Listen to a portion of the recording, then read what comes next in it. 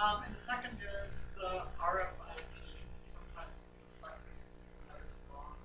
You know, there's been hiccups along the way, but I think that this is a giant step forward for our community, and in the long run, the security benefits outweigh the bumps in the road. So keep at it, keep doing a good job, and thank you. Thank you, Kathy. I'm not paid to say that. I approve this message. Wow.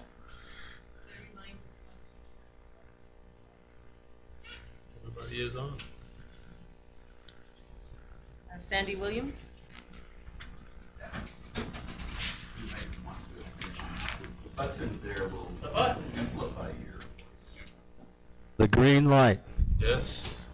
Okay, well, I was remiss. I would like to thank you for the RFID and the gate work and the transfer station too. I think you guys are moving forward in a lot of areas, and I really appreciate it. I do have 3 things I wanted to mention that hopefully you can take a look at when you have time between water leaks, and I noticed that one in Cumberland has been there for a while, and whatever, transferring people that do things that they usually do to water issues. The first one is star thistle.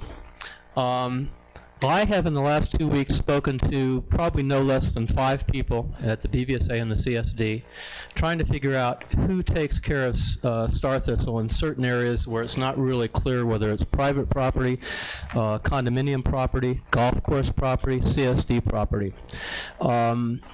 I was told that, to contact various people whom I did, and everyone kind of said, well, we're not really sure it's us, it might be somebody else. Can you just, tell us where it is, and then they'll refer it to someone. But it didn't get referred, apparently, to the proper person. Star thistle at this time of the year is, I'm not an expert, but my understanding is it's a great time to cut it down or mow it down because it's just going to spread it. Needs to be bagged or sprayed or whatever, and if you get a pre-emergent on it in the spring, it's a good thing. So anyway, 2 weeks pass, and today I'm out there where there's a large bunch of it, and it's all been mowed down.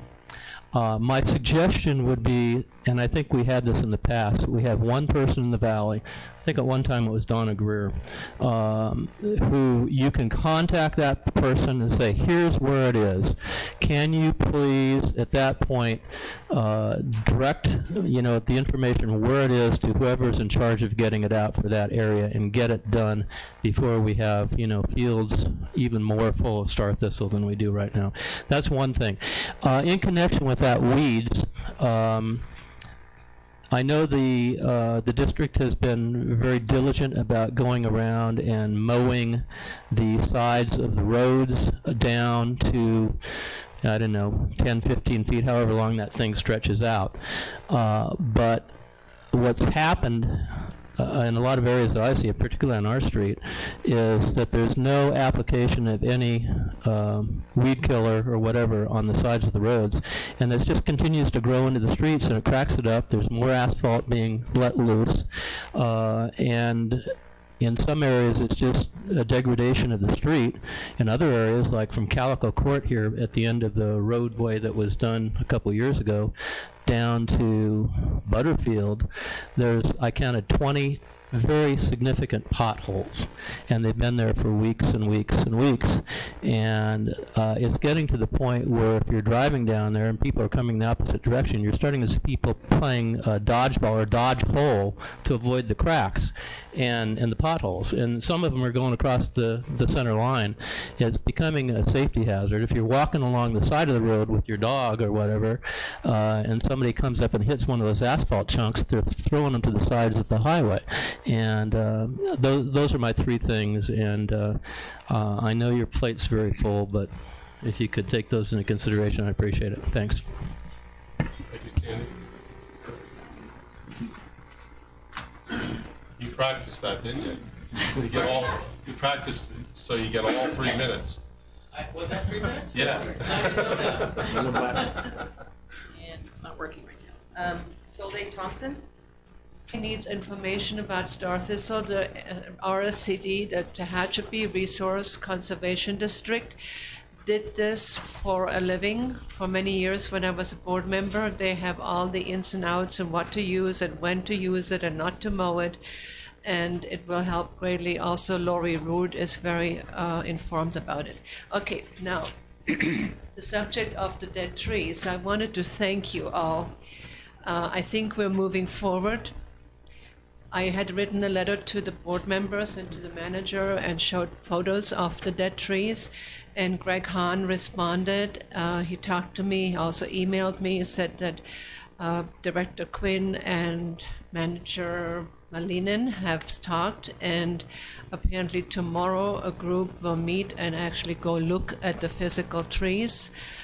And Greg Litney, he said he would help with the grant all he can, and I think it will be wonderful to get it. I wanted the public to know that it's really important that the board responded and agreed to move forward on it. So thank you all. And that's it. So, Thank you. Yes. Maybe an appropriate time, I would have addressed this under my general manager's report, but as a form of an update, this may be a good time. Okay. Okay, so we have enlisted the help and support of Leanna Bowman. Leanna is one of the recent appointees to our finance committee, and she is a career professional grant writer, and so she has volunteered to help with this endeavor. The district has been the beneficiary of a couple of grants over the last 4 or 5 years that have gone about clearing some of the dead trees from around Deer Trail right of way, and then also around structures. But Mr. Gletney, that Solveig had referenced, is working with us, and we're going to get up in the higher elevations, identify the areas, and go about making a grant application with CAL FIRE, similar to what they have done in the past. However, it will probably be much more substantial. Those were some, I want to say, surgical efforts. This will be hopefully getting rid of the rest of it. So we'll see how widespread it is. Mr. Gletney has a real good idea because he wrote the last couple of grants, so he knows what's been up there.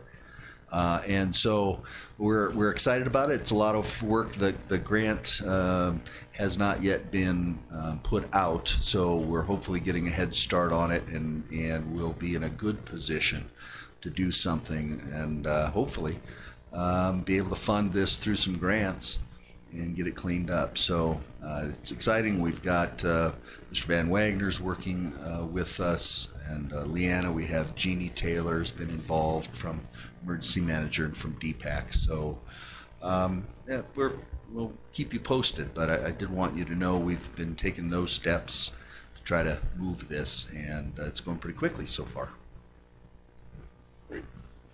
Okay, go.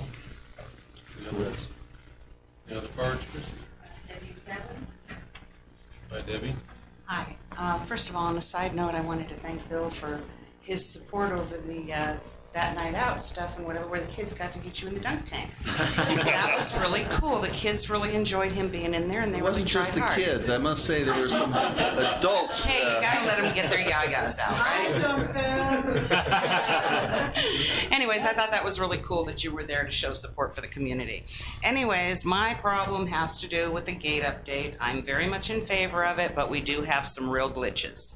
One of them is, if you come through the main gate when you have an RFID, it opens the RFID gate for as long as you're there. So while my husband was stuck in line at the main gate because he wanted to say something to someone in the gatehouse, the thing opened up and 3 vehicles went flying through. So, and that was because his thing opened it up and did not close it until after he left the main gate. So that thing is too sensitive. It needs to be redirected so it doesn't open when the left gate is being used. Next of all, and I'm sure the police chief already knows about this, but I'm going to bring it up to the board in case you don't know.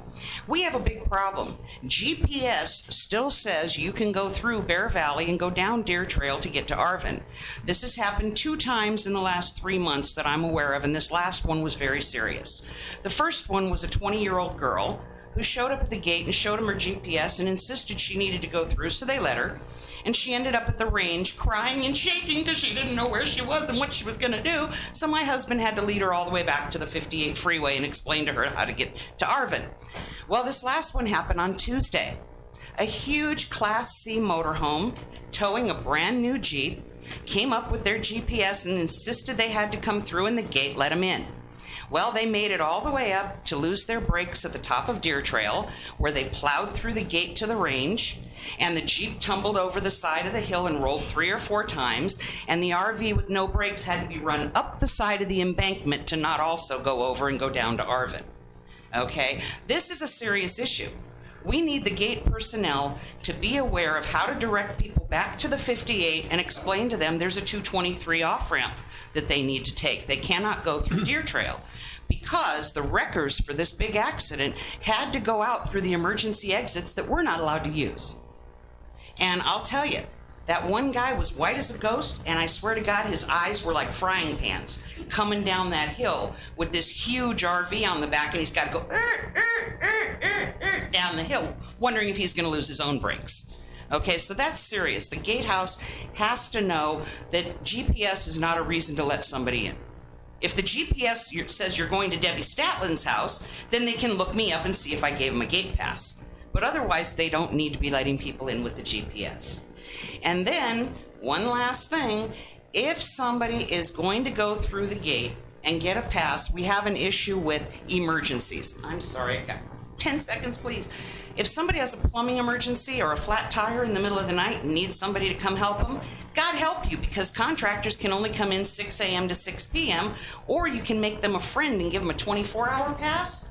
But then you're taking a lot of responsibility. We need to come up with some kind of an emergency override where you call the gate and they get a 4-hour pass to take care of your emergency, instead of getting a freewheel in and out all over. Last subject real quick, we had somebody who decided to picnic on the golf course 2 weeks ago. It was a gardener's family. He dropped them off at 4 Island Lake, and they walked behind somebody's house, and they chose a place on the fairway, and they set up their picnic, and they were in the way of the golfers. So we need a little bit more notice to people that they cannot picnic on the golf course. Thank you. Maybe I said it. No, that's a first. Yeah. Yeah, a worm That was burner. insane. So Debbie, I'll answer a couple of the questions. We did hear the complaint about, or the issue about if you're in the left-hand lane, and so they are repositioning. I know they've So- already done it once, but they gotta do it again. Yeah, it's tweaking the signal over there. And for the people that are afraid to go through with multiple cars, I went through behind 4 today, and the arm stayed up. I haven't seen an experience, we talked about it in the liaison meeting earlier today, that I'd like to see 4 in a row and then a 5th and a good one behind it and see what happens and how fast the arm comes down. But I guess for public, just, abide by the speed, between that 5 and 10 miles per hour. If you go naturally through it, the gate arm will stay there.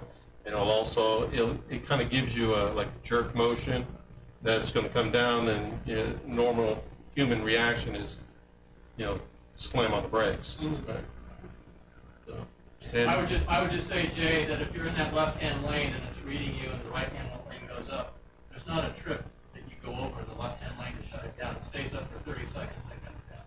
That's correct. That's correct. If there's no other car, then that's an RFID. Correct. So again, they're trying to reposition to fix My that. husband was in the left lane and stayed up the whole time he was there, and several vehicles shot through. Right. They could have had RFID chips, though. Yeah, he couldn't tell that from his position. And as for the emergency after hours of flood or whatever, I don't know what haven't come up with a solution to that, but I know okay. So we have addressed it. We threw it out there the day before to figure out what to do with it. on that. And gate personnel, that's up to you, Chief. About directing people in and heading down Deirdre. Any others? Okay, any other public comments before we move on? Okay, all right. Number 9, consent calendar. Christie? Consent items are considered routine and are intended to be acted upon in one motion without discussion. During this portion of the meeting, the consent calendar will be read aloud. Prior to approval, the president will give the board, staff, and public the opportunity to pull any item for discussion. The remaining calendar will be acted upon. Any pulled items will then be heard and acted upon individually. A, approve minutes of the July 11, 2019 regular board meeting. B, accept register of warrants for July 2019. Okay, we'll start with public comments on that. Any? Okay, Jane? I'd like to pull the register of warrants, please. Okay, register warrants. Greg? Terry? No. Steve? Oh, I'm good.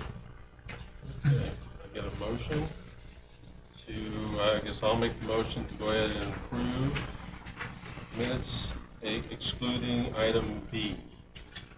Right? Second. Okay, Christie? Director Barron? Aye. Director Quinn? Aye. Director Roberts? Aye. Director Hahn? Aye. Vice President Hahn, That's sorry. okay. President Carlin? Aye. And A, motion clears. Let's talk about the register of warrants. Okay, I just have some, I think, some clarification. Okay. The Kern County Public Health Services Underground Storage Tank Operating Permit is listed under General Services, excuse me, on page 8. And then on page 10, under miscellaneous items is also underground storage tank operating permit. Is that because it's reimbursable on that page? But shouldn't it be under general services rather than miscellaneous? It's actually, you'll see it in other departments as well, so we can allocate the costs across different departments. And then the amount that shows up under miscellaneous is a reimbursable amount paid by Kern County Fire. Okay, thank you. That's all I have. Okay, I'll make a motion to accept registered warrants for July of 2019. Second. With a motion and a second. Christie? Director Barron? Aye. Director Quinn? Aye. Director Roberts? Aye. Vice President Hahn? Aye.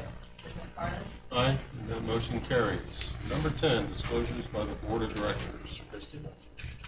Board members are asked to disclose any outside communications with individuals and organizations that have an action item on this agenda that pertains directly to them or their specific personal or private interests, and which communication is not included or disclosed in the agenda package, so that all interested persons have an equal opportunity to express and represent their interests. Okay. Jane? Sorry. Disclosures. Oh, I have them. Okay, Ready? None. None. Steve? None. I don't end it. Okay. Move on to number 11, public hearing items. Public hearings to consider the collection of delinquent accounts for water, sewer, refuge services via the tax roll. Ahmed? Thank you, President Carlin. At the July 11th board meeting, the board accepted reported delinquent accounts for water, sewer, and refuse, and also scheduled a public hearing for tonight's meeting. As required by law, notices were sent to the property owners, and this was published in the tax reviews. Since those publications, we have received payments from 5 property owners, and so the new total delinquent amount is $4,738.96. After the close of the public hearing and adoption of the resolution, this final list placed on the tax bills was the outcome. Available for any questions. Okay, we'll start with the public. Any questions? Jane? Nope.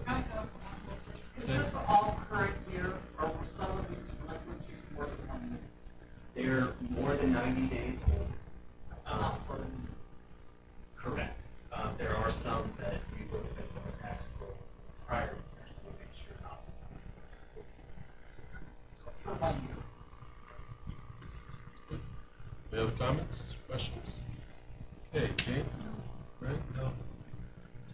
No.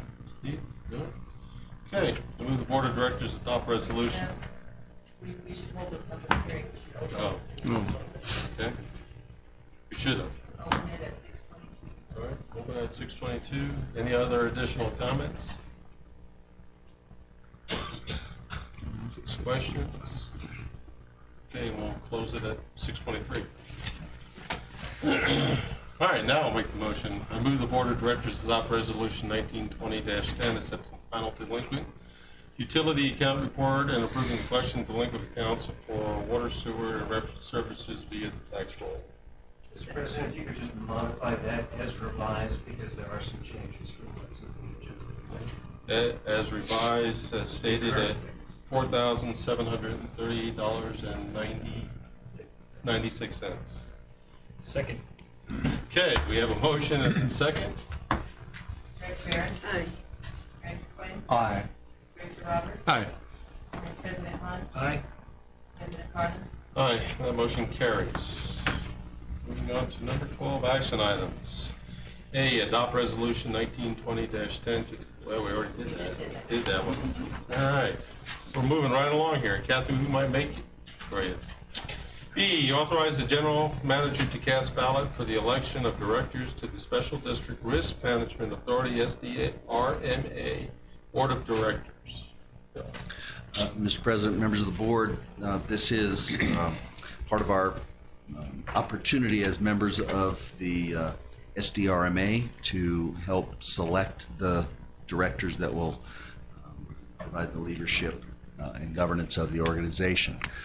The board should, I think, come to a consensus as to the candidates that the district then, and I have the ballot email for us to fill in and send back, select 3 individuals. You've had an opportunity to see the packet. The candidates that have shown interest in are the ballot, and the board president had asked for me to provide you with some recommendations. I'm prepared to give you that, which would be Robert Swan, Sandy Seifert Raffleson, and Patrick O'Rourke. So that is just the outcome of my review of all those materials and my recommendation for you if you wish to use that. Okay. Start with questions or comments from the public. What do those people do? So the board of directors, the Risk Management Authority, is essentially our insurance company. So they handle our property insurance, they handle our workers' comp insurance. Okay.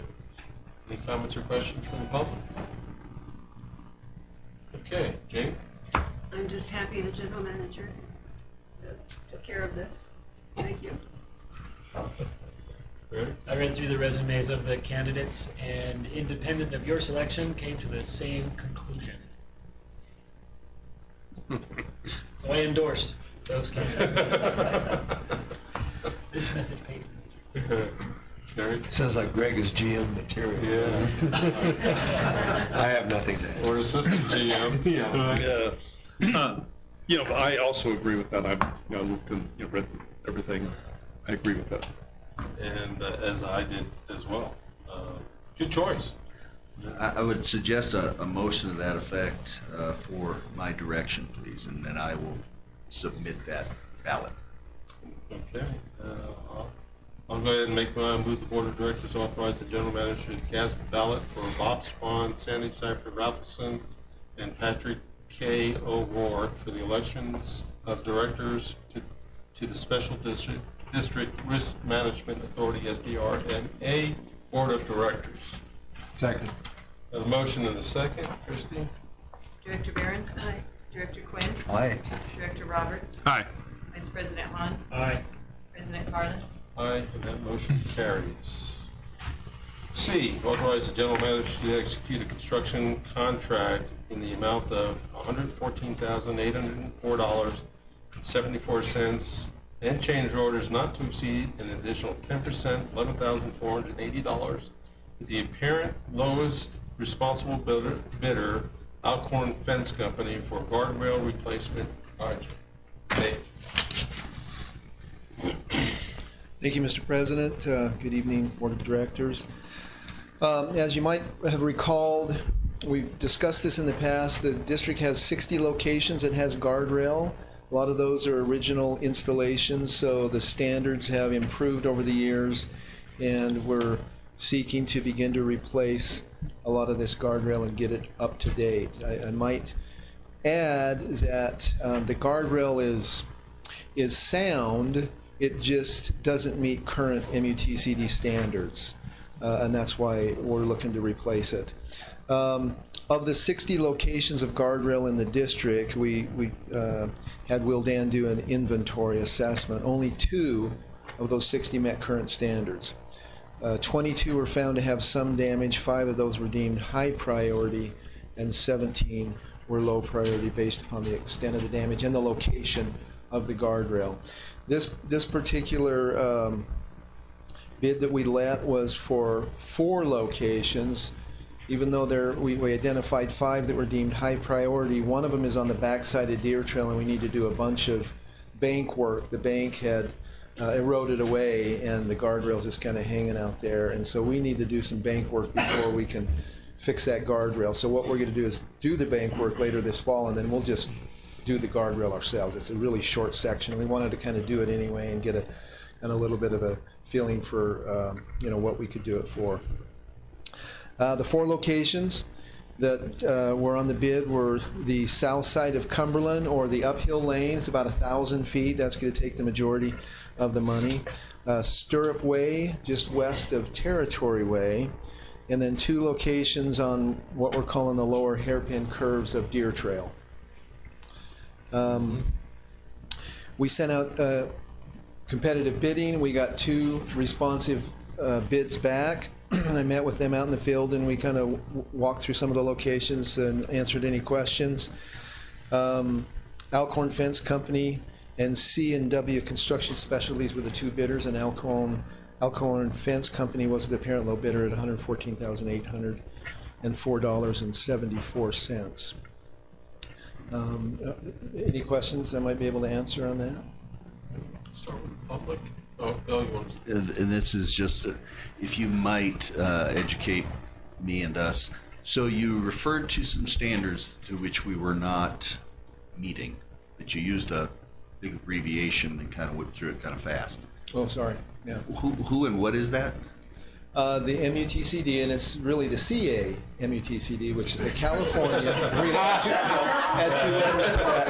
That's enough, Dave. The California Manual on Uniform Traffic Control Devices. Thank you. That's exactly what I thought you said. Yeah. I didn't hear the C part, though. Yeah. All right, Sandy? Could you address, you mentioned that this is 4 of 58 that don't meet standards that presumably ultimately need to be replaced. What kind of distances are we talking? Are we talking 458s, or are these longer sections or shorter sections? When you say 458s, what do you You said 4 out of 50, okay. 4 out of 58 All right. sections that needed to be replaced. Actually, locations. Locations. So I guess my question, are these longer sections? Hopefully it's not 458s of everything that needs to be done at $100,000.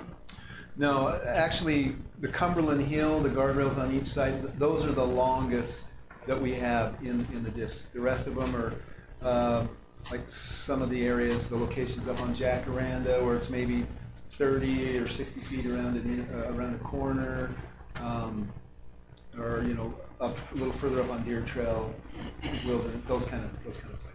So, and the board, I might just kind of spell this out, although it's in the background information, that the board approved $150,000 over the next 3 years to try and tackle all this. So this bid was kind of it was good to see that it actually came in lower than what our projections were. So that's good.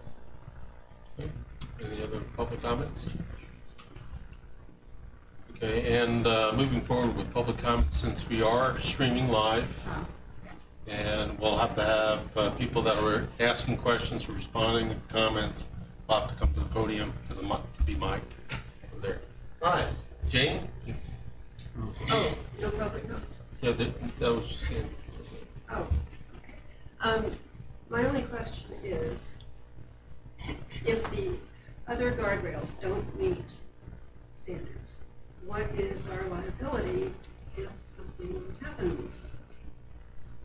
Or somebody runs into it or off the road? Well, like I said, they're fairly sound, and what we're doing is we're bringing them up to current standards. So the understanding is that as we identify them and then work to replace them, that we're kind of going in the right direction. We're doing what we need to do.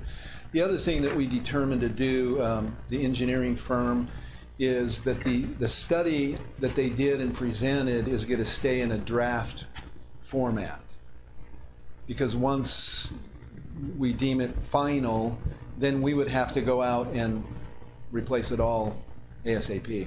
So it's just it's an approach, and it's kind of an accepted approach to kind of work through some of these issues where the standards have been updated over the years, and we're kind of catching up to them. That's it. I still don't, maybe I could get a response from general counsel. Do we have some liability in the interim phase? I'd have to look into it more, and again, that's a conversation I'd rather have. Closed session, not the public session.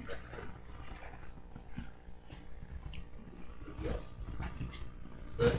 Did you approve $150,000 a year for those 3 years, or in total for those 3 years? Each year. 150 for each year. Jane covered my question. Just a few questions. Does the word grandfather come in on what Jane's question's answering? As it's an existing railing, so they don't meet current codes, but something that was done 6 years ago wouldn't meet current code also. So those railings, as long as they're sound, would be grandfathered in terms of it's not required to replace them because they are sound. So I think that should answer your question. And then the question that I have is, was there a significant difference between the two bidders in terms of your total price? Not significant. Okay, so it was a choice that he made. That's good. All right, thank you. It was low bid, but Yeah. it wasn't a big gap. Yeah. So good. Okay. You have comments? Not for me. I'll entertain a motion. I move the Board of Directors authorize the General Manager to execute a construction contract in the amount of $114,804.74 and change orders not to exceed an additional 10% for $11,480 with the apparent lowest responsible bidder, Alcorn Fence Company, for the guardrail replacement project. Second. We have a motion, we have a second. Kristen? Director Barron? Aye. Director Quinn? Aye. Director Roberts? Aye. Vice President Hahn? Aye. President Carter? Aye, and the motion carries. Now on to D, authorize the general manager to execute a construction contract in the amount of $59,542 and a change order not to exceed an additional 10% of $55,954 with the apparent lowest responsible bidder, EMCRO Services, for the police station HVAC project. David? Okay, Mr. President, Board of Directors, I learned not long after I got here that we've kind of been limping along with this HVAC system at the police station, and we were able to put together a bid packet and get some bids. And there again, there were two bidders, EMCOR and Holders Air Conditioning and Heating, and EMCOR was the low bid. And this is something that they can get to. That was another thing that we wanted to make sure that they were able to do, is get to this as soon as possible. We really wanted to try and get it done at the beginning of the summer, but it just didn't work out timing-wise.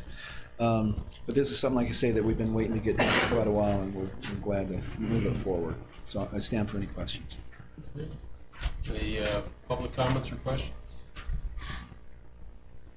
That's not borrowing a lot of money. Wow. That's amazing. When you think about single family, how many square feet is that? That's a good question. Do you know offhand? Yes, Chief. It's a good sized building. Yeah. It's pretty size. Probably much bigger than Oh, yeah, It's like 2 to 3 houses. And commercial system. Yeah, it's has that. commercial. Yeah. I think what currently was in there was residential, right? Some point. Iterations of that. Yeah. Yeah. Okay, Jane? Greg? May I ask to see the quote? I'm gonna move this through, but I would like to review the quote. Good. Terry? I have nothing. Steve?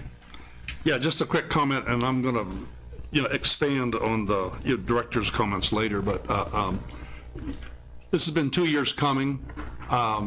Thank God we're getting this done. We looked at it over 2 years ago. We guesstimated it to be about $60,000. Read the number, less than $450 off from 2 years ago. It should have been done 2 years ago.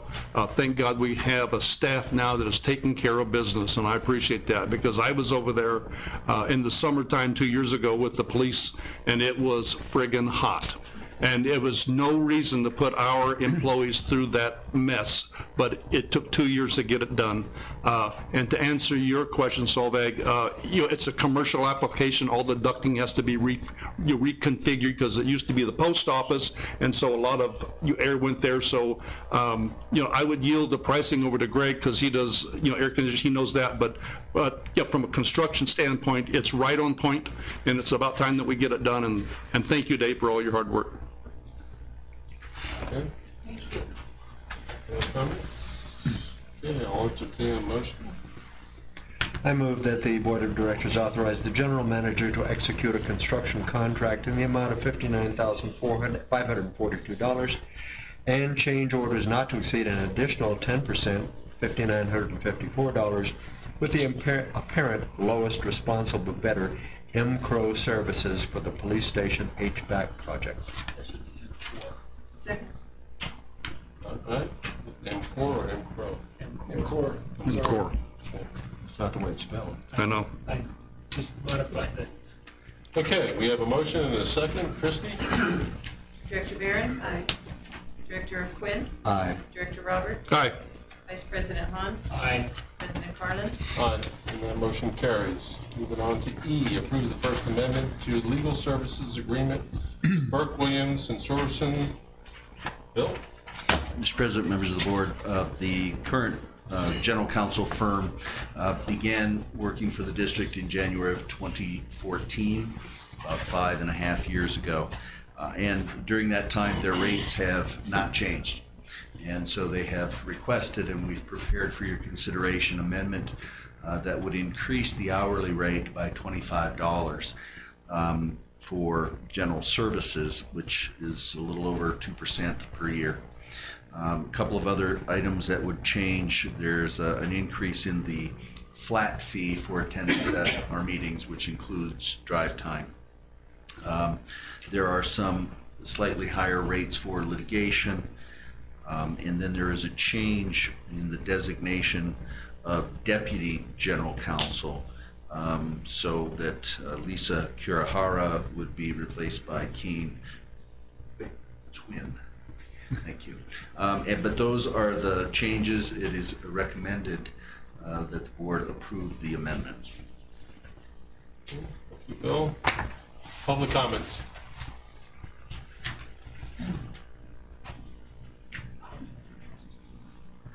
Thank you, Kathy Kinnear, lot track 3455, lot 075. Thank you. I don't know if it's appropriate for legal counsel to stay during this, since it's a discussion of the contract that impacts him. That's your decision. I would say that I reviewed the rates that were being charged, and I was shocked. And do you know why? Because they were lower than any rates I've ever seen an attorney bill from a firm.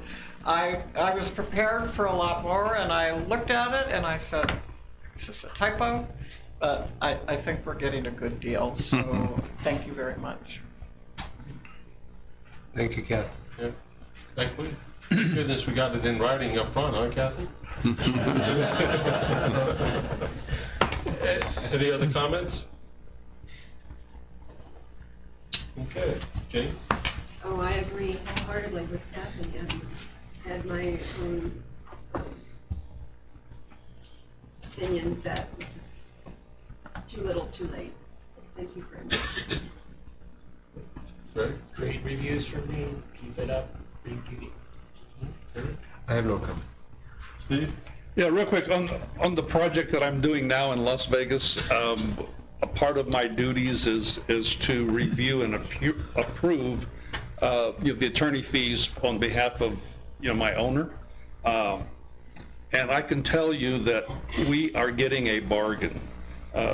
So just, we're quite happy to make this, this increase, because it's been several years now, and we're certainly getting quality work. So, I wholeheartedly approve that.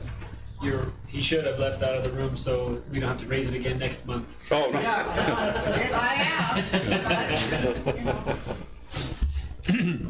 And this is good for four more years too, right? Yeah. 4 more years. Annually. If I may, Mr. President, I appreciate the comments, and most of all, I appreciate the opportunity to serve you. I think part of the reason I didn't adjust the rates, they are low, but what we do in this job, I view as partly public service.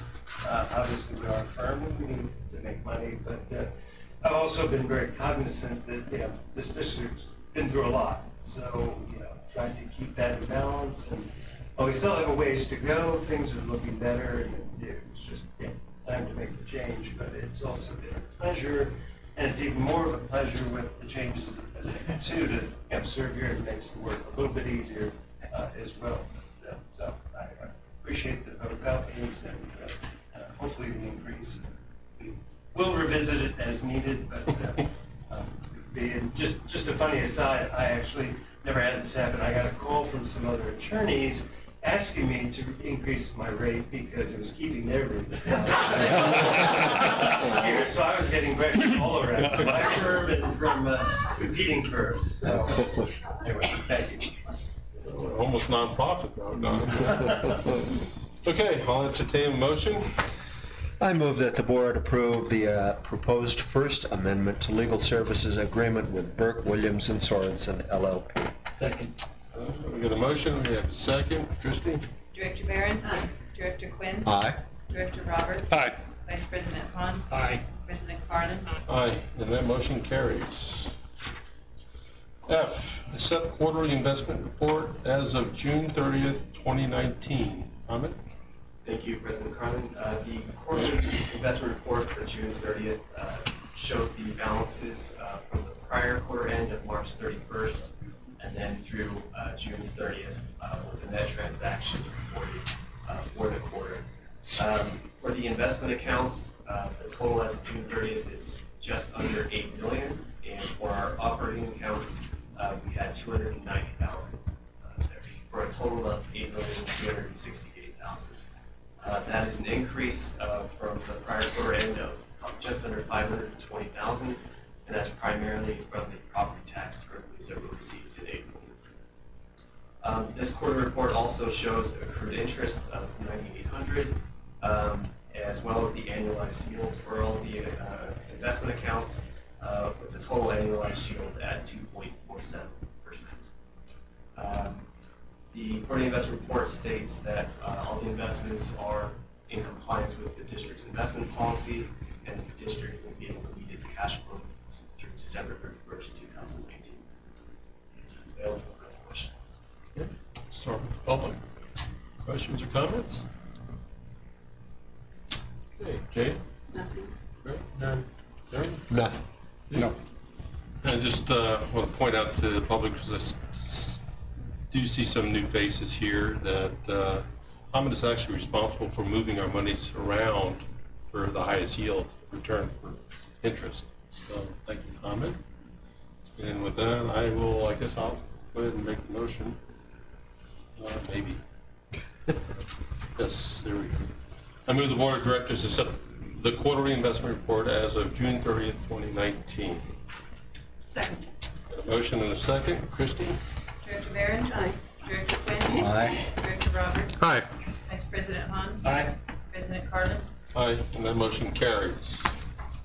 Moving on to number 13, information and discussion items. Start with the entry gate access system. Chief? Mr. President, I think this is an opportunity for both this item and the next item, just to keep that before the board, give you a little bit of an update. I'd be glad to start if you'd like. Please. Okay. And to answer any questions you may have. Because both the gate project, the new system, and the transfer station they affect everyone in the valley, and so there are significant things, and we are making progress.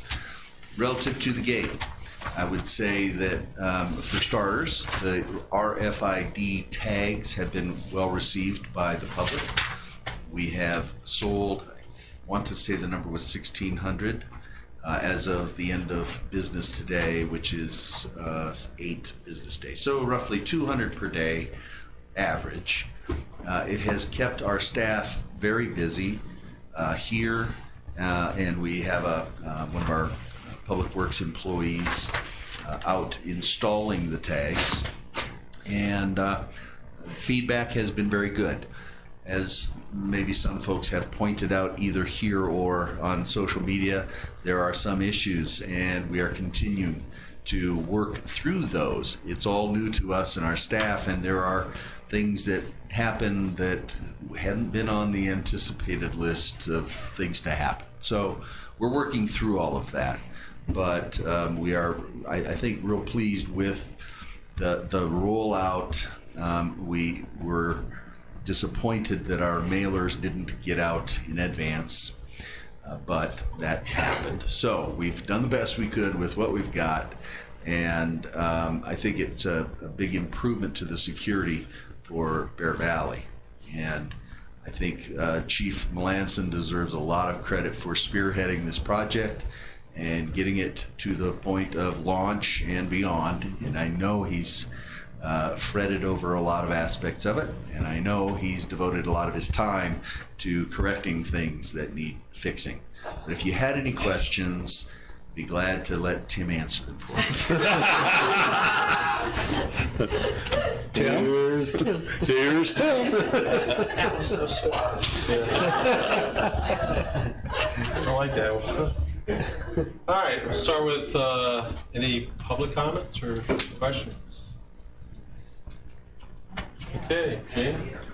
I just was hoping that the RFID information on the website would be more upfront. It's there somewhere.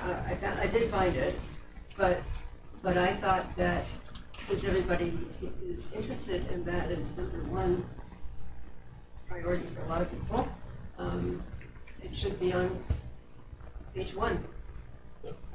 Got it. Yeah, current news or something. Good idea. We wanted to see, I think, how it would be received, and since it's received so good, yeah, but then we can put it on the front. We can put it move it forward. You just put it on the BBSA site. Greg? Keep working out the bugs, Chief. Doing a great job. Thank you. Terry? Many decades ago, when I was in the military, one of the watchwords or one of the favorite sayings was, no matter what you say, 10% won't get the word. And could we have, for example, for the week in advance of going live, had I'm going to say mimeograph, but that's not the term anymore, photocopied handout. When people come through, say, changes are coming on August the 1st. If you don't know about this, or you're a contractor, first of all, if you're a resident and you don't know about this, you do this to find out. Drive away, read it when you can, but you need to know about this soon because it's going to happen on the 1st. If you're a contractor, ask your client if they know about it. Because I have a feeling that a lot of these backups, 20, 30 cars, that also stops the RFID people coming in because, it's a narrow lane down there by the wood carver. You know, that they need to know in advance. I bet a lot of them are casual entrants to. Yeah. That actually might be, that's kind of another communication tactic. It's actually not a bad idea too. Yeah, and Future communications. Director Quinn, I hope I don't sound like I'm making excuses. That was considered 3,300 cars a day come in through that gate. And so we figured, well, to capture everybody, we're gonna have to do that several days. And so, the numbers were pretty staggering of the copying and the handing out, the slowing down. Yeah, I mean, it was certainly, maybe we should have done that. I'll leave it with that. Maybe we still can. So to the extent someone doesn't know what's going on. A little postcard or something. We may be able to have some out there. Well, postcard in the mail, you mean? No, postcard handout Yeah, stuff. yeah. Right? Okay. Steve? Yeah, just real quick, on the positive side, you always want to look at the positive things. If we would have got the notice out, in the mailing, like we were trying to do, that probably would not have worked out for us because we would have been overrun here at the office for everybody trying to get their tags. As it is, 200 people a day for the last 8 days, 1,600.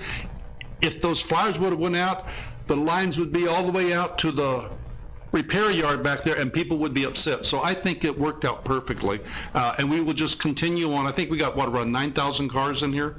So at that rate, by September 1, hopefully everybody will see the value of having that RFID, and we'll all be 100%. So that's the positive you take on it.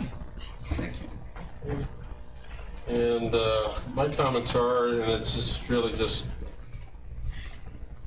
to add on to you, Chief, for public use, once you actually put somebody in the system or use your mobile app, person stays on it. So if you have a contractor and you actually call in, type in your contractor's still going to be there, especially if it's a reoccurring, to actually just click it and change the dates. Right? And it's pretty easy and pretty simple whether you do it on a handheld, a mobile device, or you're doing it on your desktop at your house. Another comment, and again, I'm kind of reading back through social media in here. Why are they still using two systems? Well, they're not. Okay, it's one system only over there. And don't forget, school is still out, right? Right, so we do have the influx of that. Remember, our demographics have changed a little bit. So there's, family and friends still in there trying to pick up their kids and stuff like that. Again, not an excuse, but still there is a long length over there. But the old system is still working, so when somebody is coming through with a sticker, they're waving them in. They're not stopping. Okay, so I just want to throw those points out up on the table there. Anything else, Chief? Go ahead. Yeah. I think Okay. sorry, Kathy here. It's my contractor because he's been doing regular work. He didn't have any problems. But I've got a pest control person coming on Friday, and I don't know the name of the pest control person. So the app, when you say vendor, it should just give the business name, not necessarily an individual name, because, and then my plumber's John the plumber, but I don't know which plumber's plumber. So I said, okay, the first name is John and the last name is plumber. So on the contractor side, it's a software issue because you don't have sort of a default. And that may be some of the glitches when a vendor like that comes up. Well, I'm the pest guy, but my name's Joe, but I work for E.R. Moore. So that may cause some confusion because I don't know exactly who's going to come through the gate. So anyway, that's all, just a thought about. Good comment. Like it. Fiona? Fiona Nelson. Two things. One is perhaps if contractors are having their family go for picnics. Perhaps we do need to hand out a postcard to contractors saying, these are the rules. You can't bring your family in with you and have them use our amenities. Secondly, I suspect that there is one person on Nextdoor who does not live in Bear Valley Springs, and they've been trying to get a pass even with the new system, and gave the gate staff a hard time about it. So are we going to have some kind of list which is really these people shouldn't be coming in? I know that's very drastic, but I think that there are going to be times when we say, I'm sorry, this person broke the rules too many times or whatever.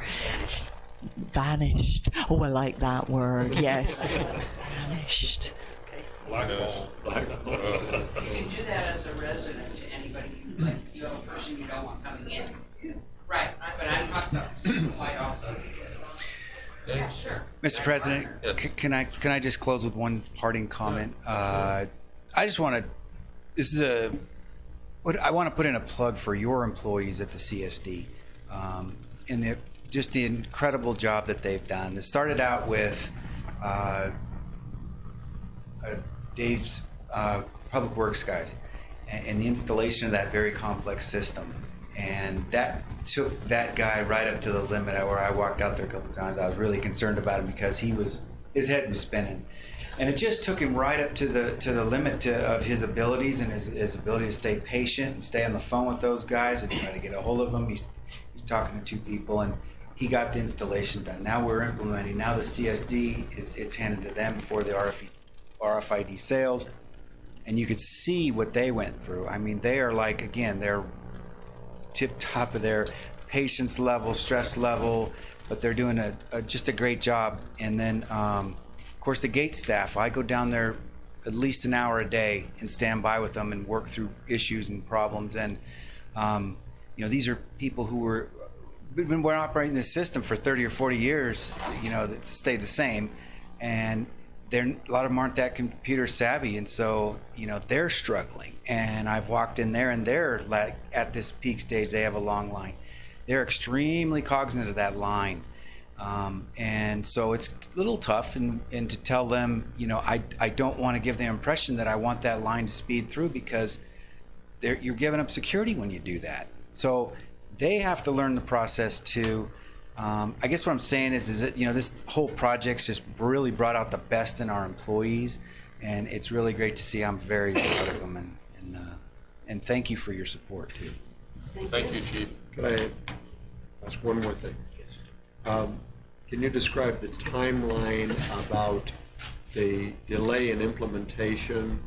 RFID sticker goes on the windshield, but within a certain period of time, it can't be used. It has to go into the system. And Christy originally told me, don't do this until tomorrow. Yeah. And do we still have that delay? Is that a standard period of delay? Is it more instantaneous? I think it's a safe thing to tell our residents, and I'll tell you why. You fill out the form. You did that. I think I entered your information. You fill out the form. We could do it in one of two ways. The few people who we have, we're short on personnel. They could stand there and input that, but then the lines would go out the door. So we decided, well, we'll set them to the side and have somebody in a couple people, including Hamid, who puts down his spreadsheets and starts entering in vehicle data many times a day. So that's why that delay has occurred, because we haven't been able to put them in as they come in the door. But we're hoping that a delay is a safe thing to tell people. They've all been cleared out at the end of every day. Isn't that accurate, Hamid? Yeah. So yeah, we could say by the end of today, but they'd be there at 4:45. And we don't know. It's a courtesy to the CSD employees to not put pressure on. All right, thank you, Chief. Did you feel we covered the transfer station, or that's item 2? You said let's combine 1 and 2. I'm not so sure we did. Get out the spitballs and get Dave up here. The transfers, no, we need to see Mr. Van Wagner. Okay, come on. So I would give you just the briefing that, as the board knows, we, on August 1st, also began recycling through waste management and the placement of a large white bin so that we may do some recycling of commingled materials, meaning you can put your plastic bottles and your aluminum cans and your newspaper and your cardboard and all of those recyclable things into that container. Waste management then will take that container out and process those materials. Our agreement, as you know, says to the extent, this is a big question mark in today's economy, to the extent there is value that they can get out of that, we get credit for it against our costs. So the next aspect of the transfer station project that Mr. Van Wagner is going to address is the security of it, the kind of the more strict adherence to our current rules about how to use the transfer site, including the green waste and the manure site. And if the board was not aware or hadn't had an opportunity, we had a mountain of green waste, and the approach to continuing to load dumpsters wasn't going as well. So we did bring in a monstrous machine and chewed it all up essentially in a day. That pile went into either some dumpsters initially, but then also some more piles. But they are of wood chips and materials like that, which, if nothing else, will reduce the volume in those dumpsters so that we can move more of that material out at a lesser cost. And the penciling so far says it paid for itself. So we learned, I think, something new as a means of addressing our green waste and how to get rid of it. That said, part of our real plus is, as we were doing the fire grant meeting last week, we learned that the Kern County Fire Department has a chipper, and we may be able to utilize it. We did ask Public Works at Kern County. They've got a few monster machines, but they were booked up forever, and we may be able to use this Kern County machine, so we may not even have to pay the kind of cost we did pay. Even though it penciled out and it paid for itself, we may be able to do even better working and partnering with Kern County. So next thing is putting up fencing, realigning the access into the site, and securing it. As everyone knows, we have individuals in the community who choose to put in things that don't belong, or hot tubs. So we need to correct that for a couple of reasons. A, it's not supposed to go through that process. It is for household waste only. And we are at risk under our permit to the extent that we have violations. We have a permit from the state of California to run a transfer station. And if we're not doing it correctly, we run the risk not having a permit, which I think would be a terrible thing for the community to not be able to run a transfer station because we violated our own permit. So we're going to take the steps to, as I say, button it up, control access, limit hours, perhaps days of, and we're working on those things. And it will be a major change in behaviors for us all, but we are, I think, going to be better off as a result. Collectively. Some people will have some inconvenience, I'm sure, getting rid of their hot tub, but they are supposed to take it to the landfill. That's where it belongs, not in our dumpsters for household waste. So with that, whatever I didn't cover and whatever you'd like to share, Dave. You want to talk? I don't have any pretty pictures.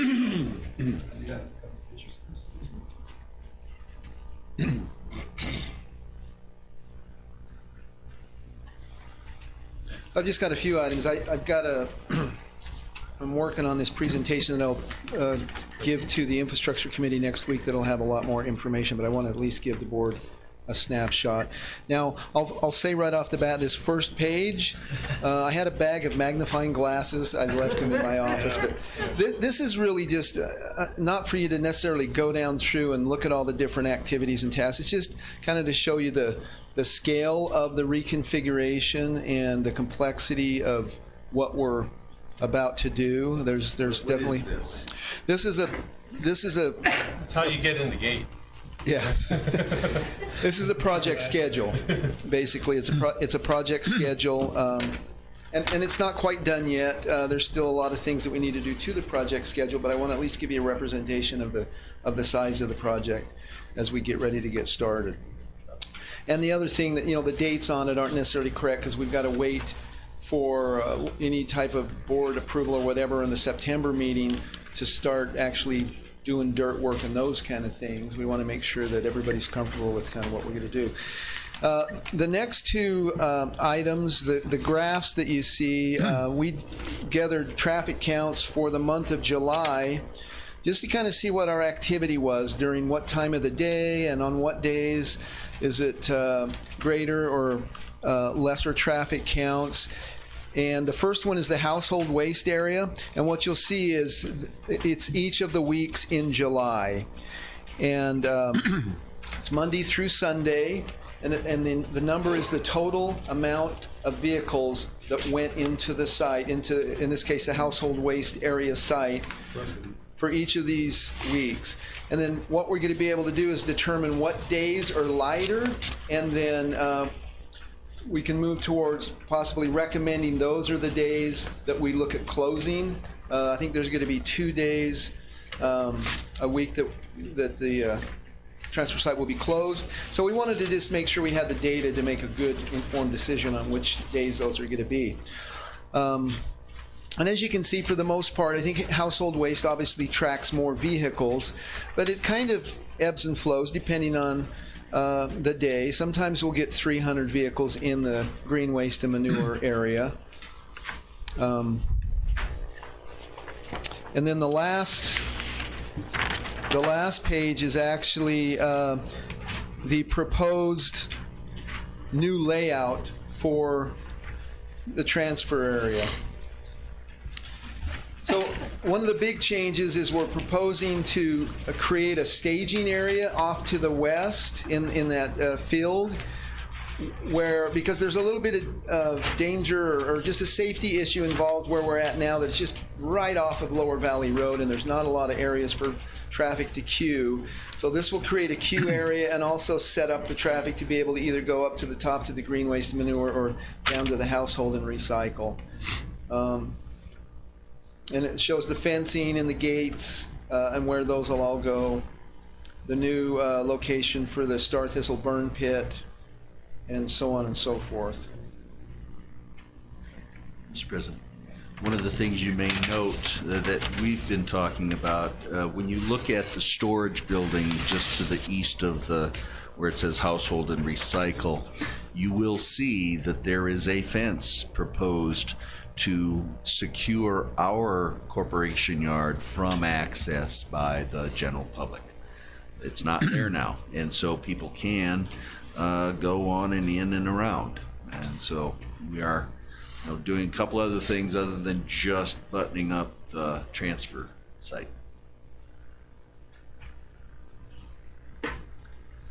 Will the new chain link fence be going over Mount Edmonds? That is a good question. Actually, Mount Edmonds will be removed in those areas. We'll use that processed millings to pave the transfer site so there's the roadways will be no more dust and yeah. Okay. We'll do some grading and Okay, any public questions or comments? Come on up, Jim.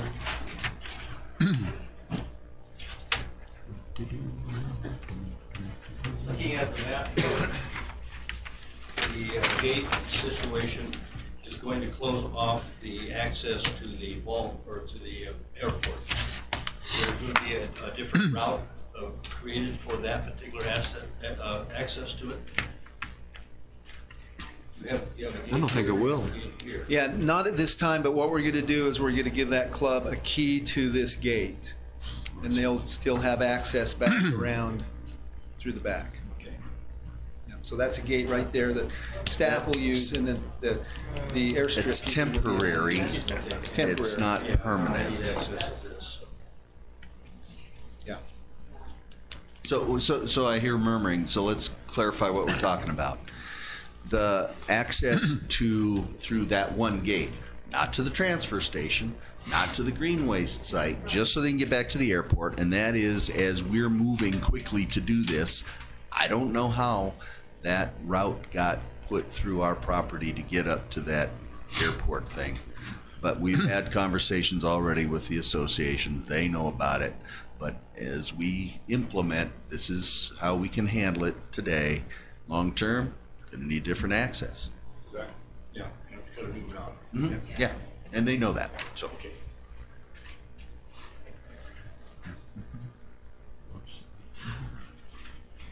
Come on up. Same problem. We can't get to the search storage area, and the police can't get to the police building because you have a gate. Then you'll need a key as well. You Do we have an idea of how, do we have a difference in numbers of how many of those big old dumpsters we were using, and how many fewer, what's the word? I can't think of the grammatically correct. How Lesser many number? fewer are we using? How many were we using, and how many are we using now? That we have a guy going, no, you can't put all that stuff in there. We just got the data literally today from Waste Management on our July numbers, and we haven't had a chance to analyze it. Yeah, we just got that data today from Waste Management, all the way tickets, so we haven't had a chance to kind of crunch that, but that's something we're really going to be looking at. And especially even after October 1st, or right around in there is our target date to go live with the new configuration, we're going to be paying really close attention to how we're able to button that down and tighten it up. So question, because as I've talked to staff out there, one of the ways of measuring before and after relative to the green waste site was 10-to-1. Oh yeah, with the chipping, it was 10-to-1. So yeah, one chipped up thing versus 10. So that's fantastic. That's where it pays for doing what we did to avoid those costs. But it's also great to see passing by just the trash bins not overflowing in the weekend, you know. I don't know if it's just Rob or just people getting into the habit of doing the right thing, but there's obviously a lot of stuff that's not going in there the way it was before, and that is good. What about cameras? That's part of the site plan. Camera pedestals, we got to design where the cameras are going to be going. We have to design where the lights are going to be going. That's all part of the project that we've got. And one of the things is we did obtain a quote, but it is at excess of $5,000, so we need more quotes. That's what we're doing. One more question. Yes. The big monster Terex chipper has been sitting there idle for 4.5 days. I hope we're not paying for it to be idle for 4.5 days, because it looks like it's expensive. Yeah. Yeah. 1.2 million. Not to us. That's how you said that they look expensive. I'm telling you how expensive they are. Yeah, but I meant how much is it costing us for the rental I of understand. it? Nothing right now. Yes, what happened was they were due to come in to mow bin, I think it was Thursday night or early Friday morning, chip all of Friday and be done and mow out. And they broke down on the way up here. So they didn't get here till noon on Friday. Half day. Yep, and so the other half day was Monday, and it was all the same cost. To make sure. Which was how much? $3,600, something on I that think order. I think it was more like 6,000, if I'm not mistaken. That would be more a proper number for $1 million asset and rental. For a day? So yeah. Yeah, plus more. Yeah, I think that was just the rental, and there's the mobilization and some other things that were, yeah. It's $580 an hour or something like that. Cool. Oh, that's good. Wonderful. Yeah. Yeah, love it. Yeah, but I'm sure it's probably over. Yes, go ahead. My gardener. Solveig Thompson. Solveig Thompson, 3461 380. My gardener picks up my green waste, and there was conversation that he's not allowed to dump it because I'm not present. Well, I can't be present when my gardener dumps the clippings and so on. So what is being done about that? And how is that handled, please? Good question. Our code states that there's two ways to be able to enter the transfer site. One of them is you have a sticker, a resident sticker, and the other is for contractors, they have a manifest that they show to our staff saying, here's the source of the material we have, in other words, your address, here's the name of the person that we're hauling it for, and then I think there's a 3 cubic yard maximum. Yeah. So that's how we're handling that. The contractors are supposed to have their own manifests, yeah. But a lot of these gardeners are not quite that sophisticated. True. Maybe we could come up with some kind of a standard form. It's this, and this, Solveig Thompson, this address, and good enough, yeah. I hope, because there's bound to be a lot more than one. Yeah. And we talked about that too, and maybe there's a way that we can pair up the contractor pass with the manifest some way. So. Yeah. Okay. Any other questions? Do you have a question? Ma'am? Well, I don't have my lot memorized. That's right. You're on camera anyway, we'll find you. Isn't that wonderful? Tina Marie Bayer. I was just thinking about all those folks who have RC airplanes that have used this as a free amenity, and you're blocking them from that. They may not be in the club, but even if they are in the club, what if they want to go when the club's not in session? How will they be able to get through? And I was looking at this map thinking maybe you could reconfigure a road extending the fence so that they could get through. Right, we just talked about that, and I don't know if you heard that, but if that's an amenity, which is BVSA. I get that. Yeah. So our general manager has already discussed that with them, and they're going to plan out, how to make access, but we don't provide amenities. No, I get that. And so with the gate going in, they're working on that right now. They think about all this stuff, and so it's going to happen. They won't be banned from it, of course. So that's, for now. That's why I was looking at the map, exactly. trying to figure it out. Yeah, exactly. So someone asked me when we had the coffee with the GM, which is next Wednesday morning at 8:30 for those who would like to come, about the mowing that had happened to the west of the transfer site. Maybe you've seen some of that, and that literally is our folks going out to see the alignments of things, and the one that goes straight up and across, that's an access road that would get someone out to that airfield in the future. But how does it lay out is what they've been working on. All right. Any other comments before we move on? Okay, Jane? Dave, on the ingress, on the lower left corner, on the upper side of the traffic barrier, there's both ingress and egress. Yes. So isn't that problematic? No, you have to remember this isn't to scale. There's going to be plenty of room for the ingress and egress up into the green waste manure and star thistle burn pit area. We've actually got to build all that out. You can see on this present Google Earth map that there's a pipe that comes out from the pit area to drain the pit area, just right by this dirt, and we've got to extend that way out, and we're going to be building up that area. So there'll be a wide. It'd be certainly enough room for what we're anticipating is we want to be able to build it where it's wide enough for a waste management truck coming in and going out if they were to do it at the same time. We want to make sure there's plenty enough room there. So.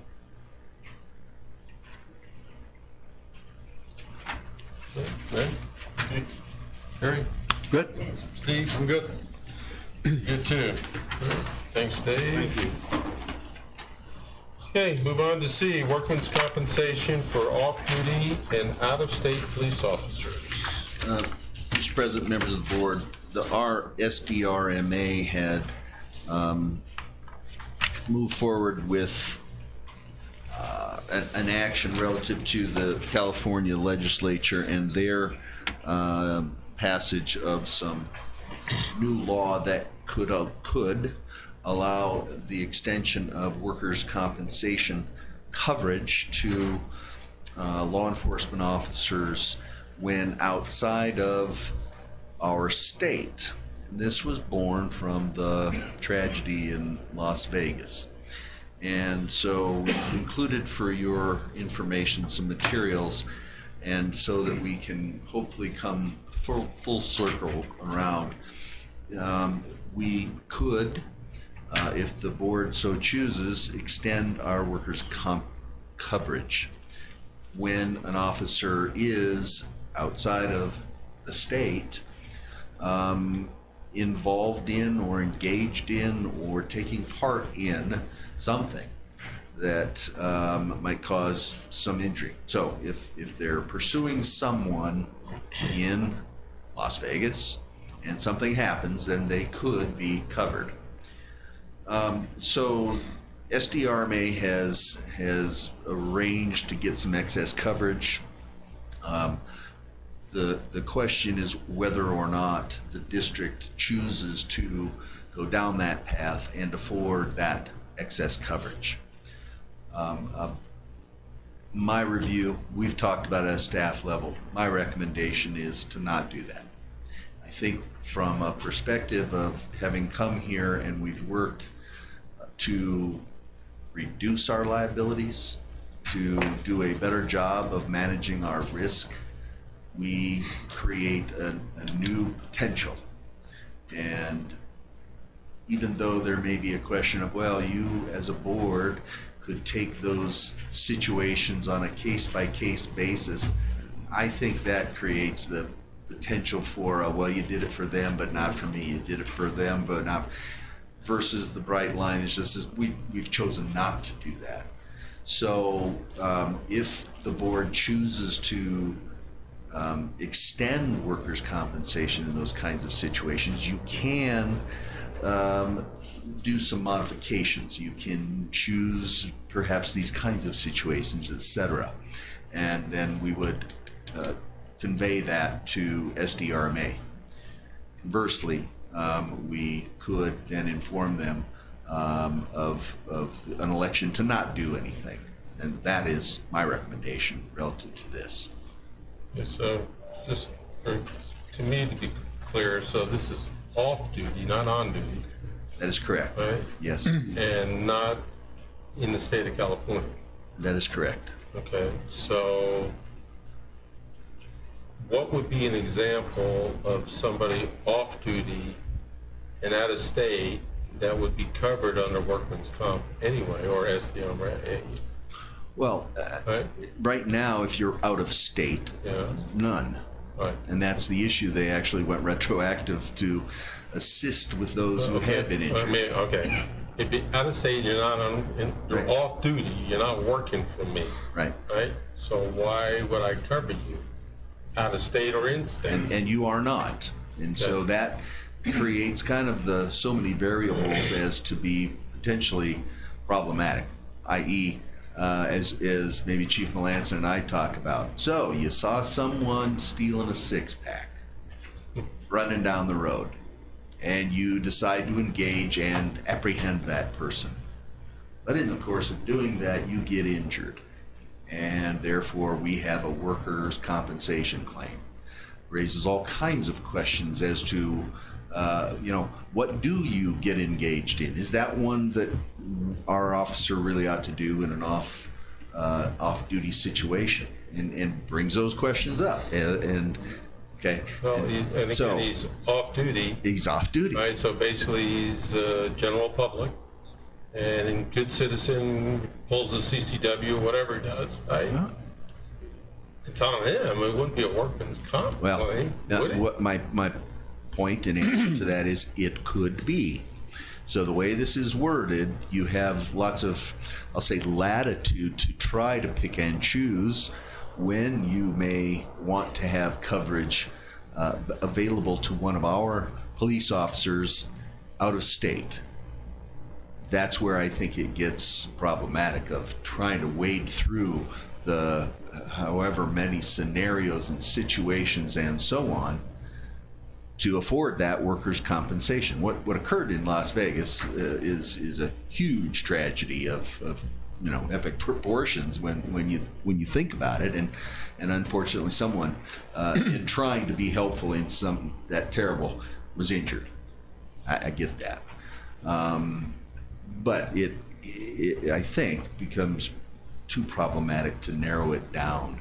And so from my perspective, I think, with all due respect to our officers and to the public that they may be protecting out of state, probably not what we need to be looking at this time.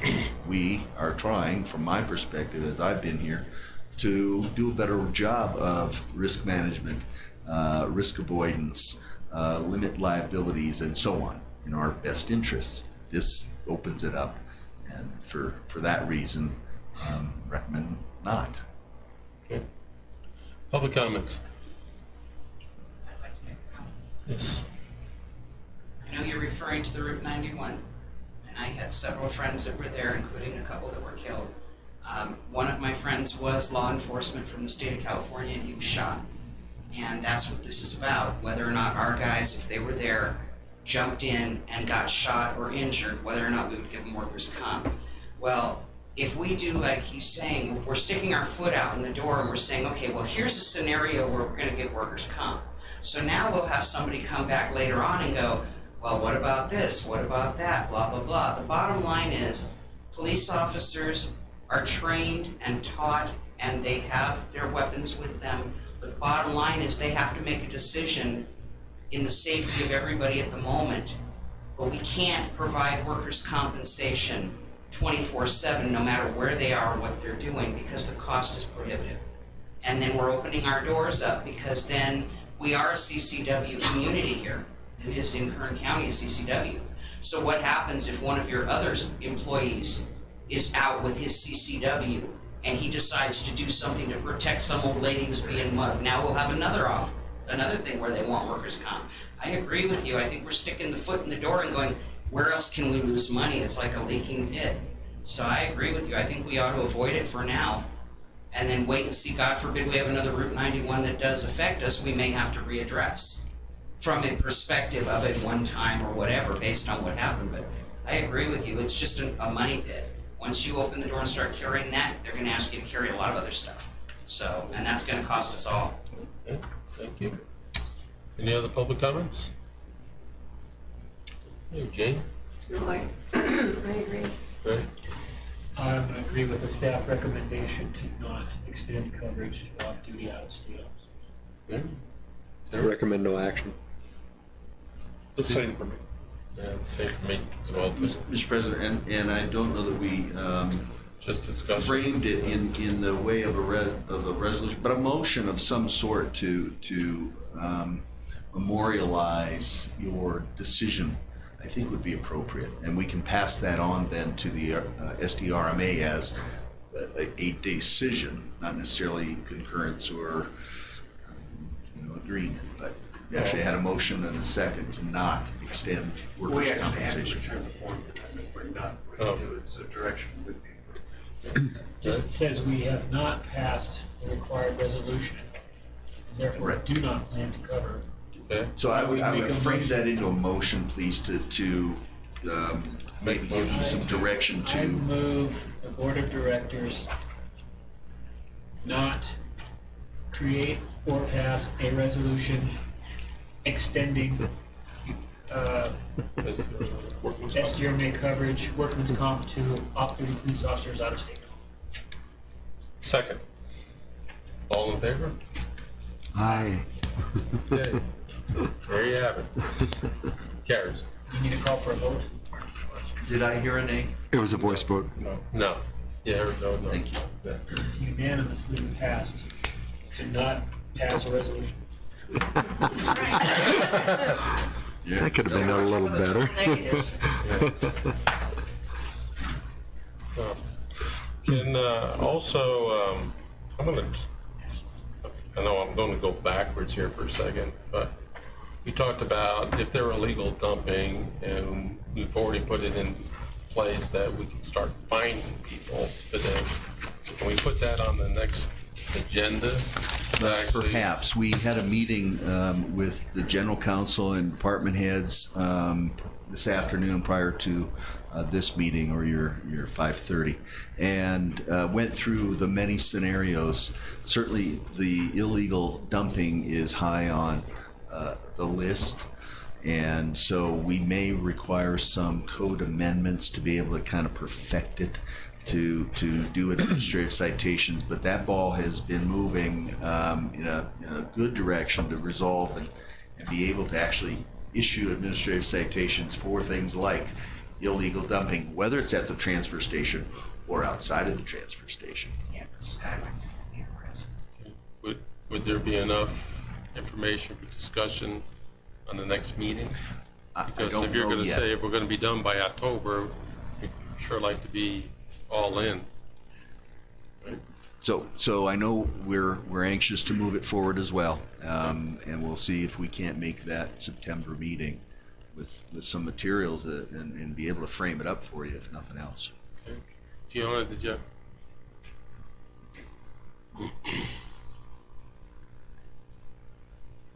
Do we have regulations in place already for anybody bringing any garbage in? You know, say builders who are coming to work on a house here, maybe they just happen to have 3 cubic yards or whatever it is of stuff from another job. Are they bringing that in? Are we going to say, no, you can't, you need to come with empty trailers, you can't bring stuff in? We intend to require them to come in empty. We're working through the challenge of verification that they're empty, i.e. somebody's got a truck with high sides or a trailer with high sides. How does our employee go about safely verifying that it's empty or has something in it? So And we're working on that, but the intent will be that, no, you don't bring anything in. Because the gate staff particularly asked for high visibility to be one of the things that they really wanted to enable them to do their job efficiently. So maybe they need to be higher up so they can see in. You know, on that one, as General Manager stated there, we need to do some cleaning up with that provisions. It's actually very clear that we can't dump any construction material. So it doesn't matter if they come in through the gate, whatever they're bringing, they won't be able to be allowed in. Where we need to fine tune a little bit is more with some of our different materials. It's actually not entirely clear about hot tubs, I don't think, but is it construction material? Arguably, but there's some fine tuning we need to do, but there's certainly things that we can push right away. We do probably do some updates, or the current code allows us to adopt those regulations that we use. So- Fine too, so once we have honed the site and the system, that's another avenue.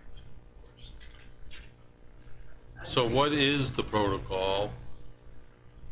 You pull up behind the guy with 4 guys trying to offload the hot tub. What do you do? Well, what does the public do? Well, what are they supposed to do? Take a picture of the license plate. Okay, and then what are you gonna do with it? And you turn it over to the police department. And you're the witness of the illegal dumping. Is that it? That's what I would do. Okay. Yeah, I agree with that. Okay, all right. Yeah. That is correct. That's what we have to worry about Skyline. Yeah, there was some social media about the new the auto blast place here, and that took right there at the market over there that was dumping the old glass there. It was on social media. Ask about that. And somebody that actually physically did take a picture of the woman that was actually dumping it, and they went to the owner. Again, this is hearsay. And they denied that that was the person. However, it was his wife, right? So, and again, that's what was stated in social media. Take it for what it's worth. Yeah, it must be true. Right. Yes. Okay, let's move on to board comments. Jane? I just wanted to remind everybody about the Thickert Cemetery dedication on October the 5th at the OTCC from 2 to 4. Okay, Terry? I may have been too noble in defense of the Public Works Department and their prioritization of jobs. I also said I don't think we want to make the work of the Water Department and the Roads Department a matter of public vote. But I would be more confident in my defense of public works if I actually had been through a little seminar or something to see what this magic hocus pocus formula is that you use to decide what the priority is. You know, is this an A, this a B, this a C, this a D, how far down does it go, and when does something get moved up to the top? You got time to do something like that that wouldn't take like more than an hour of your time? Because that would be cool. I don't know if the rest of the directors would like it, but I think it would be usable to me. I agree. I like it. That was the answer. Okay. Okay. Steve? Yeah, I was reflecting on this the other day because there's been so much going on in the valley here, and the audience that doesn't come here all the time. There's so much going on and so much improvement. And I think back just 3, 4, 5 years ago, and we have the CSD, we have the VBSA, and at that time we weren't so cooperative. And the point is that we're all the same people. We're members of all of it. This revolution of all of us coming together now in terms of improving the valley, of what this board has done in getting, we have 3 of the key people that we've hired, the chief, and the other 2 managers, and in the last year, I think we've accomplished more than we have in several years in the past. And I just want to tell you that everybody's working so hard. The staff I come in here sometimes and they're just like, they're just forging through. And, and I just want to give everybody, like for the audience to know what's happening in this valley. We're actually making improvements. Our liaison committee, they're working with the cooperation of BBSA. We're actually working together for the good of this valley. Whether it's Lake Fill water or the quality water of the lakes or whatever's going on. It's just great to sit back and just look at this thing happening because before it wasn't. And if the public can help yourself and to clean up this social media, we're going to have a great place to live. So I just want to point this out. Thank you to everybody. Thank you to my board members for all their efforts that they do. It's just really important for us, and so I just want to just thank everybody because I see the change. I've been here since 1998. So believe me, it wasn't so good then, and it's getting better every day. And you just see some of the improvements that you know, the Public Works Department has just showed us. I mean, we're just going at lightning speed, so thank you to everybody. Thank you, Steve. Right? Well said, Steve. I can neither confirm nor deny the presence of video of myself and a police officer from the Bear Valley Police Department dancing together at National Night Out Tuesday. I saw that. I don't know. I got video. It's not me. Hey, I was in Las Vegas and I got it. That's right. There's another wonderful event this coming Saturday called Cheers to Charity. It's completely volunteer-based. They generate monies for local charities, and 100% of what they make goes to these local charities. I think there's about 30 tickets left, last I heard. It's this coming Saturday. Cheers to Charity online, you'll find it and get tickets for that. I'll be volunteering there again, and second everything Steve said. The Valley's going in a great direction, and I'm happy to be part of it. Thank you, Greg. And I do have a couple of comments. Greg kind of mentioned a little bit about National Night Out. I thought we had a pretty good turnout. I know a lot of kids had a lot of time, a great time, a lot of fun. It was really actually put on, and it really wasn't mentioned there, so I'm going to mention it. Patty Stevens, and I'll take credit for sharing this for my wife. That my wife and Patty Stevens and Officer Stacy put that whole event together. Started about 4 months ago, and I think it went seamlessly. And I want to thank the chief and his crew, his gang. We're all there supporting the public. A lot of people, they like to, play around with the lights and stuff like that. So I wanted to thank you, Chief, and thank your staff members or your officers over there. Second, I want to clarify social media comment that was in there, and I'm tired of reading about it. So let me clarify it. The Gate project is $1.4 million. The gatehouse is not $1.4 million. Think about this. Right? That's a nice house. Kathy, I think we only have a few of those houses in, right? That'd be a nice real estate sale for you, right? The gatehouse, right? Zero lot line, right?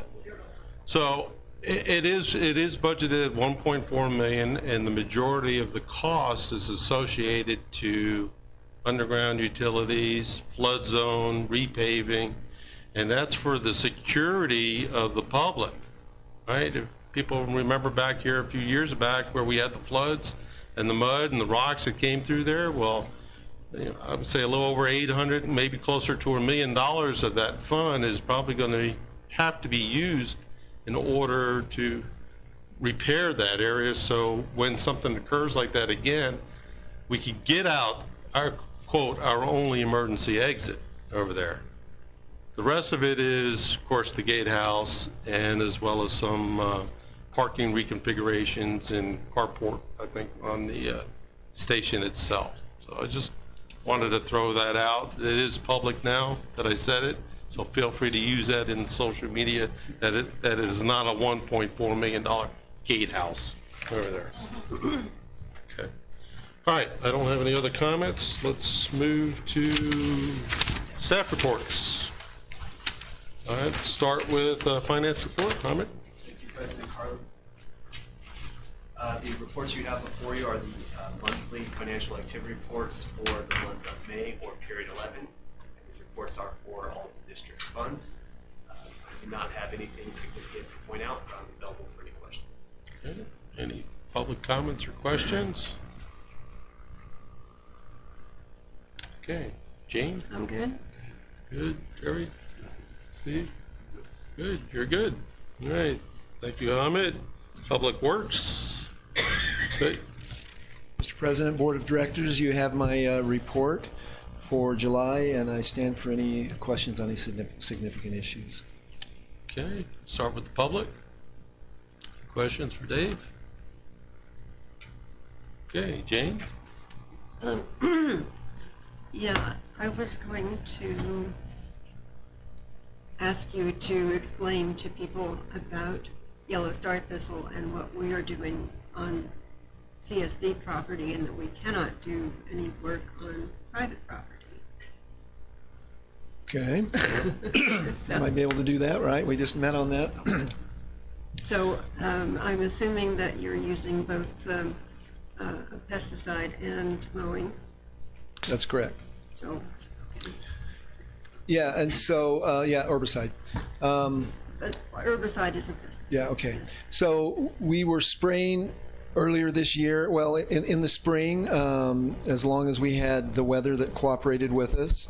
And that's on all of our right-of-ways along our roads.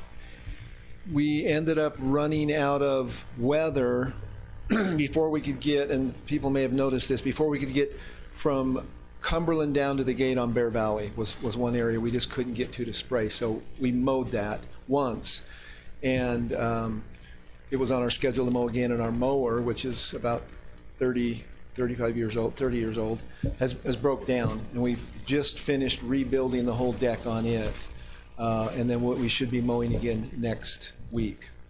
But as far as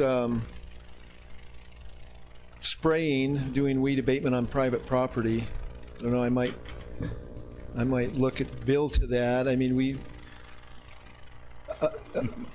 yeah. It's just not something that we're able to do. I think there was an effort in the past. I don't know much about that effort. There was an effort in the past, but we're just not able to do that. There's a volunteer group that we've been working with to try and locate all of the places that have yellow star thistle on private property especially, and try and do an education or an outreach program to residents to let them know about it and try and help them to be proactive in eradicating it on their property, with mixed results, of course. It's a big education Yeah. problem. Yeah. I know, having been there. Let's see, because of the fact that United Wells was recently bought out by Barber Well of Nevada, which has delayed the rehab for some of the wells, is that also affecting our reliance on Cummings Valley for water, the potable water? No, not really. What it's doing is it's just kind of delaying the rehabilitation, because they did, United Well did the camera work to begin to do the assessments on the wells and what needed to be done, and that's about when this whole buyout happened. So we're still waiting. We've got that they're supposed to be able to give us. It's just in this transition of the buyout. We're still trying to get that from them. But no, that shouldn't. You have increased the Bear Valley production. Yeah. Since last month. Yeah. So my understanding is that you closed the doors also. Of United? Never bought them out, or they closed the doors too. Barber did? That we haven't heard of, because we've been in contact and talking with the new representative, because one of the other glitches we had was some warranty work on some of the electrical on 8 and 33. So we're working with them on that. Nice addition to the report with the cost summary and graphs. Excellent. She had it for a second, but we have it in the report. Nice adder. Thank you. How's the new hot box? Good. Yeah, and one of the things that we're planning on doing is when we repair Cumberland, which I think is next week, what we haven't been able to do before is, if the water department gets done in time, we want to patch right behind it with hot mix. And we couldn't just wait around for that to happen before, but now we have that hot box. Even if they don't get done until the end of the day and we can come in the next morning, that mix that we'll have that day is going to be hot and ready to just... So those kind of instances will really take us a long way with that. but it's working really good. At 106 miles. Yeah. Yep. All right, public safety report, chief. Oh, I'm sorry, Jim. Sorry, Chief. I just wanted, Jim Nelson, 81-899-01. I just wanted to commend your Larry, yard superintendent, and Joe for the hard work they did in replacing those tires on that trailer. And Joe ran into a real problem where he broke off some studs and had to replace them all. So great job. Thank you very much. Thank you, Jim. Okay, chief. Thank you, Mr. President, members of the board. You are in receipt of my July 2019 Public Safety Staff Report. Staffing has remained pretty much static, along with crime activity and arrests. I'll be happy to answer any questions you might have. Questions or comments? Okay, Jane? No. Okay. Gosh, got off easy. Council? Yes, as General Manager indicated earlier, we did our internal review of code provisions that we felt appropriate for administrative citation. Next board meeting, we'll share with you and the public which one we've identified as most appropriate for use, and then to add to the chief's plate, we will be training his staff because they're the ones issuing the citations, following very seniors violation. Not so much for conduct. Talk about that. Comments, questions, council?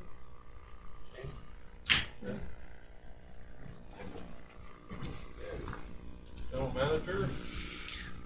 Well, we talked about the fire grant, and tomorrow we'll be going out to inspect and identify the areas that we'll be looking to get funding to remove trees. So, as I said, that's moving pretty quickly. We had our first meeting of our safety committee. So we've created a safety committee of employees here to be engaged and involved in helping to create a focus and an emphasis on safety, to look over training needs and opportunities. And so that was really heartening that our folks are excited to be a part of that. And we're anxious to get going and follow up on our SDRMA audit, look at some of the ways that we can improve our environment from a safety perspective. So that was important. We did have our liaison meeting earlier today. One of the things that's going to be moving a little quicker will be a community survey. So as I think I've had the opportunity to share with the board, we have a vendor that I think can do a fine job of surveying the community for what I call citizen satisfaction. So how are we doing? So we can use that information to make changes, reprioritize things, and so on. We've continued to pursue the strategic planning opportunity for us, and these two I think go well together. The survey should feed into the strategic planning. The association will talk about it at their board meeting. Wesley and I will go through the questions, then we'll process that through committees and to the boards so that you all have an opportunity to kind of see what's being asked or what's not being asked and ask why and so on. So that's moving. Did have a meeting with Janice Hagan Armstrong, Kathy Kinnear, and part of that was to focus on a community plan, which is an even broader look at the community. It's something that's been on my radar. Was unsuccessful in getting any assistance from the county, either financially or technically. Did get some referrals that we may be able to use for some grant funds to engage the community. And so we'll probably take advantage of their enthusiasm and work with the association as well, and see if we can't get something done. My experience is that it takes a year to build a good community plan, and it takes the community to actually engage, devote the time and interests, but it's worth doing when you can. So just kind of getting started. Those folks that showed their interest, we'll try to work with them and take advantage of that enthusiasm and hopefully come up with something for you to endorse and approve. So, with that, I'm done. Thank you. Last comments, questions for the general manager? Okay. Nope.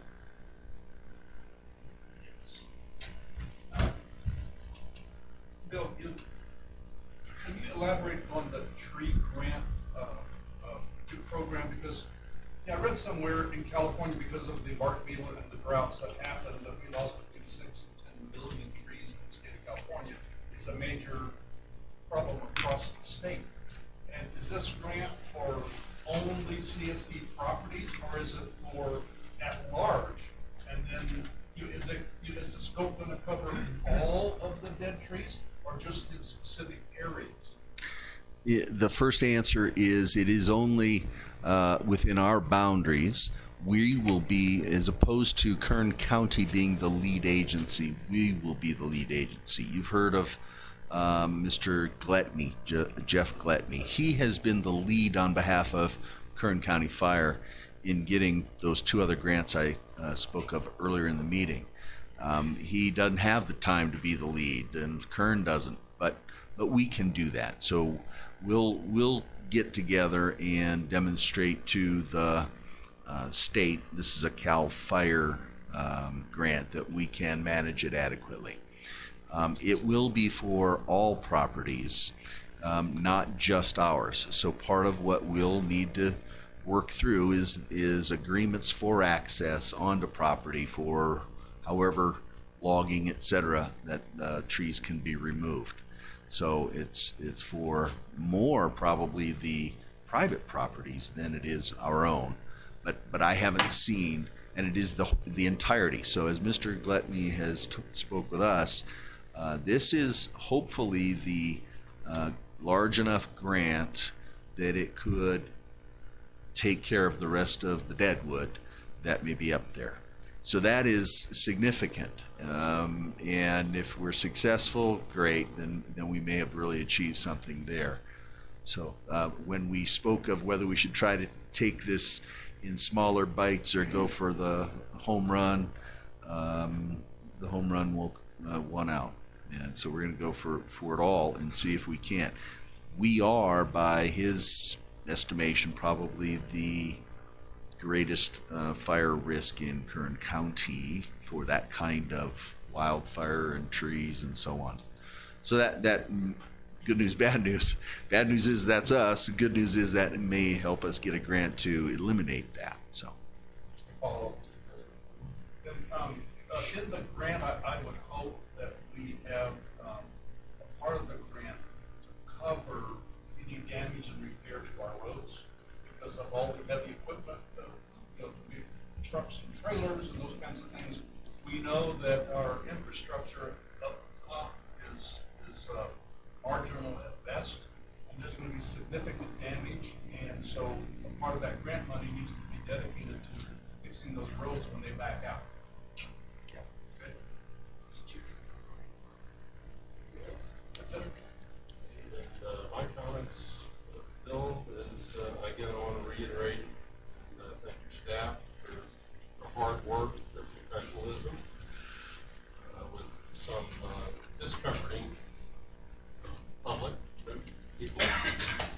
I want to thank Keenan, Chief, system, Dave, for your hard work. Can't leave out our expensive counsel. But please note that, your staff. Future agenda items. I have an update on the administrative citation process. We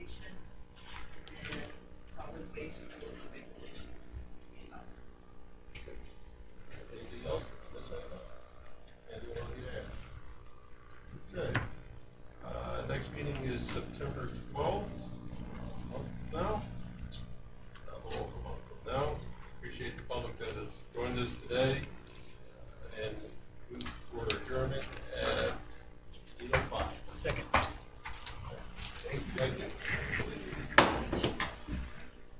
Thank you. Thank you.